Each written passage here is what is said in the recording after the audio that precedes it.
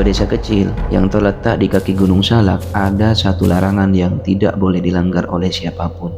Jangan pernah bersiul setelah Isya.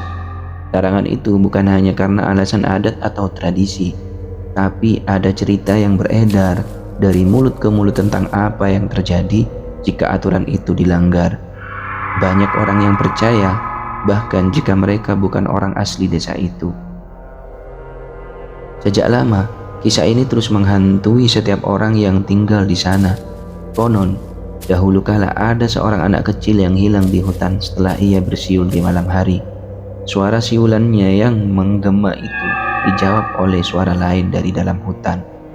Anak itu tak pernah ditemukan dan dari saat itu warga desa mulai menganggap bahwa siulan malam memanggil makhluk gaib.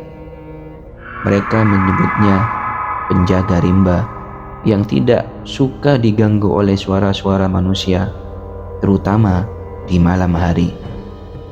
Namun seperti kebanyakan orang tidak percaya pada legenda, Ari, seorang remaja asal Jakarta, merasa bahwa cerita itu hanya dongeng.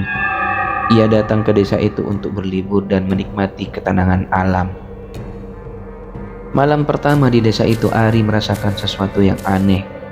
Desanya tampak begitu sepi, bahkan lebih sunyi daripada kota besar yang biasa ia tinggali. Pada malam kedua, setelah makan malam, rasa penasaran menguasai dirinya. Tanpa memikirkan peringatan orang-orang desa, ia melanggar keluar dan berdiri di depan rumah kos tempatnya menginap. Suasana malam yang sunyi di hutan semakin terasa mencekam. Tanpa pikir panjang, Ari pun mulai bersiul pelan. Tak ada angin yang berhembus, tak ada suara apapun, tapi kemudian siulan itu dijawab. Bukan hanya satu kali, bukan dua kali, tetapi 3 kali. Ari terdiam, wajahnya mendadak pucat. Ia mendengar siulan itu jelas sekali, bahkan seolah-olah datang dari arah hutan yang gelap. Suara itu terdengar mirip dengan siulannya, namun lebih dalam, lebih berat, dan terasa menantang. Apa itu? Gumamnya pada dirinya sendiri. Tapi tubuhnya sudah mulai merinding. Dengan rasa takut yang mulai merayap, ia kembali masuk ke rumah. Malam itu, Ari tak bisa tidur. Setiap kali ia menutup mata, terdengar suara langkah kaki yang berat. Semakin dekat, bunyi itu tak hanya datang dari luar, tapi juga terasa ada di dalam rumah. Sesekali ia mendengar siulan yang kembali terdengar. Kali ini lebih jelas, seolah-olah berasal dari ruang tamu. Pagi harinya, Ari mencoba menenangkan dirinya, meyakinkan bahwa ia hanya terkena halusinasi. Namun, sesuatu yang lebih mengerikan terjadi. Pintu rumahnya terbuka sendiri tanpa bisa dijelaskan. Ada jejak kaki basah yang membekas di lantai kayu. Seolah-olah sesuatu yang berat baru saja berjalan melintasi rumahnya. Rasa takut semakin mendalam.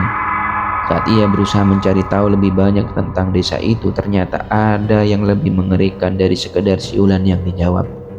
Warga desa yang lebih tua mulai memperingatkan Ari untuk segera meninggalkan desa. Mereka berkata bahwa siapapun yang melanggar larangan itu akan menjadi target dari si penjaga rimba, dan tak ada yang selamat jika sudah dipilih. Tapi Ari tidak peduli. Ia ingin membuktikan bahwa semua itu hanyalah cerita belaka. Malam ketiga setelah Isya, ia kembali ke hutan. Kali ini ia tidak hanya bersiul, tapi berteriak dengan keras seolah menantang sesuatu yang untuk muncul. Tak lama kemudian suara itu kembali. Siulan yang dalam disusul dengan langkah kaki berat yang mengarah ke arahnya. Tapi kali ini sesuatu yang lebih buruk terjadi. Di depan Ari tampak sosok makhluk tinggi besar dengan tubuhnya yang tampak seperti kumpulan batang pohon yang membentuk tubuh manusia.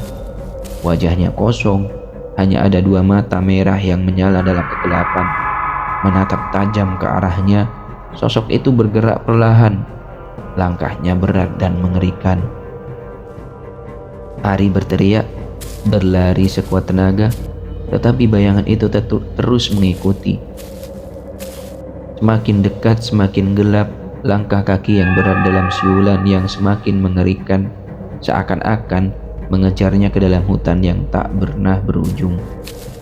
Ia berlari tanpa arah sampai akhirnya tubuhnya jatuh dan tak bisa lagi bergerak.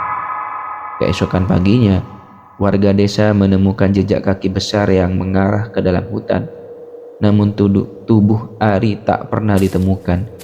Sejak itu, desas-desus mulai terdengar lebih keras bahwa penjaga rimba kembali menagih janjinya pada siapa saja yang berani mengganggu ketenangan hutan. Sejak itu, tidak ada lagi yang berani melanggar larangan tersebut. Warga desa tetap memegang teguh aturan yang sudah ada sejak zaman dahulu. Dan siapapun yang datang mendengarnya akan selalu mendapat peringatan. Jangan bersiul setelah Isya.